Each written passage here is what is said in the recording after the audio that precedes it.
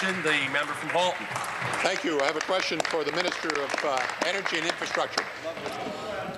Minister, as part of its License to Win contest, the Ontario Lottery and Gaming Commission is giving away 22 cars at Ontario casinos in April.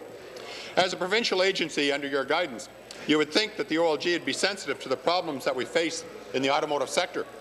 But it turns out that the 22 prize cars are imported Mercedes-Benzes, high-priced European cars made by your foreign workers. Minister, do you think this sends an appropriate message? No. Why would the government not purchase Ontario-made cars for their lottery giveaway? Excellent. Well, thank you, Mr. Speaker. I want to say, Mr. Speaker, that I agree entirely with the question that the honourable member has posed. It was for this very reason that this morning I had a face-to-face meeting with the President of Ontario Lottery and Gaming Corporation, Ms. Kelly McDougall. I told her in no uncertain terms that the purchase of those vehicles represents very, very bad judgment on the part of that organization. And I want to say to the honourable member that I would be very, very pleased to see the Legislative Committee continue to hold the Ontario Lottery and Gaming Corporation to appropriate levels of accountability. This organization has made a bad misjudgment, particularly in the face of the economic circumstances facing Ontarians and facing auto workers in the province of Ontario. Supplementary. Thank you for that answer, Minister.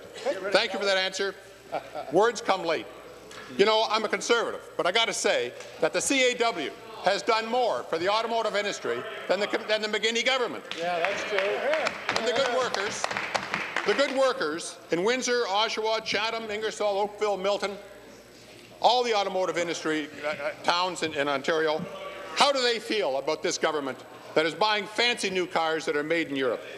And it's simply a highlight of the lack of sensitivity that this government has towards the Ontario economy and how they communicate that through their ministries of responsibilities. You refuse to acknowledge the problem of the automotive sector for 5 whole years. And now the industry is in serious jeopardy. Minister, is it too much to ask that your government continues to appear to be concerned? Everyone is doing their part to save the auto industry. When will the McGuinty government... Mr. Speaker, I say again to the honourable member that the decision taken by this agency of the government was a bad decision. They entered into contract, as is the opportunity and obligation that they have.